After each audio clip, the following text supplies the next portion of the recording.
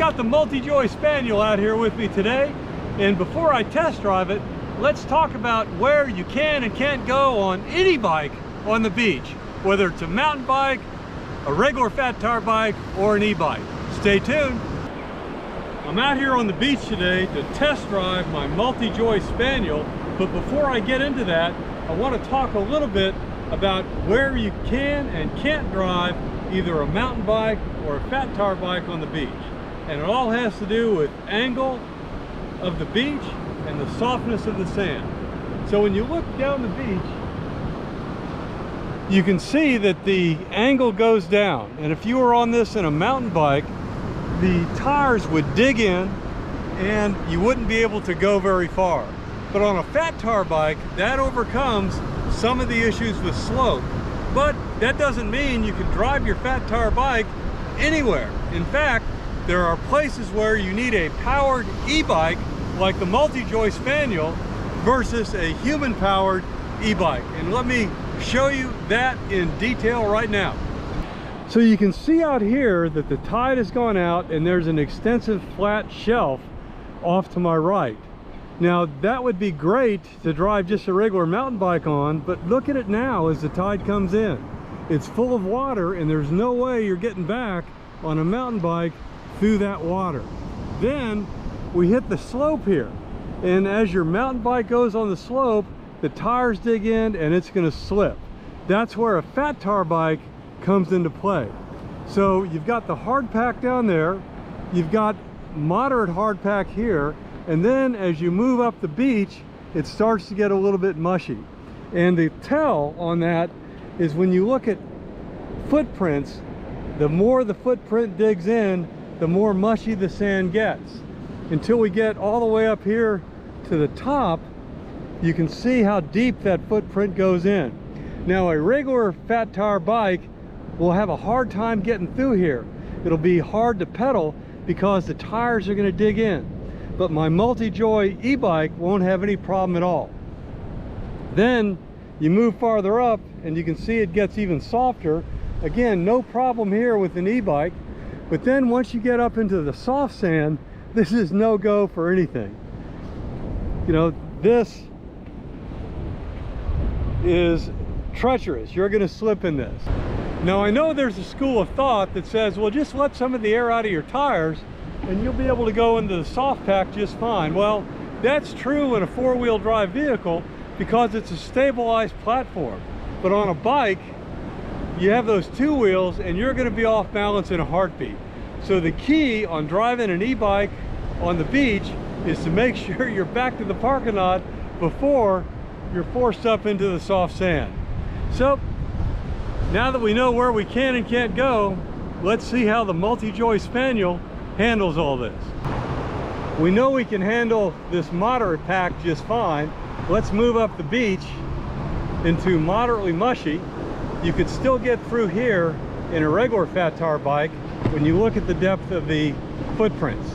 But now I go up here on this shelf where the footprints are deep, and this is a no-go area for a regular fat tire bike. But you can see my Multijoy is handling this just fine because it has the extra power to push those tires through this soft mushy sand. So in terms of e-bike fishing, I have an extended period of time where I can be out here. I can come out here at low tide, I can avoid the incoming tide, and then on the way back I can move through the mushy sand a lot easier. Now I need to be back before I hit these ridges because above that is nothing but soft sand. Let's test the ability of the Multijoy to come up this slope, hit that soft sand, turn around and come back. Up there in the soft on the turn is where it'll have the most problem. Let's see how it does.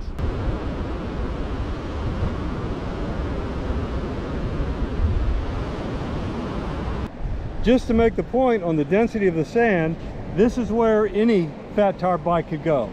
But look at what happens as I move up the beach and into the softer mushy sand. This is where you need power, especially right up here where the mushy sand is moderately loose. You can see I had to power through with a little bit of acceleration to get back down into this area, and then finally back down where pretty much any fat tire bike can go. So again, without my powered Multijoy bike, I'd be restricted to fishing until the tide got up to about right here. Now I've got another probably hour and a half of fishing time, because I can move all the way up to the crest of that hill. Again, avoiding that ledge way down there that you can see. Yeah, let's test the tires on these sharp oyster shells. Hey, thankfully, no problem. Now here's an obstacle right here coming up, and let's take this a little bit slower. This is deep marsh grass with mushy mud underneath. But as you can see, I was able to power through it without any problems at all, and then get back into the risky sharp oyster shell area. But it handled it. Here's another critical feature about this Multijoy bike that may not occur to you. I know a lot of people like having this bar because it makes it easier to transport on a hitch. You don't have to buy an additional piece of equipment to connect your post to your seat. Well, Multijoy was smart enough to put in the bar but make this pretty low. This is 3 inches lower than every other e-bike I've tested, and that makes it a lot easier to step through to get onto the saddle. And when you're on shifting sand, unstable sand, that's huge. Look at that.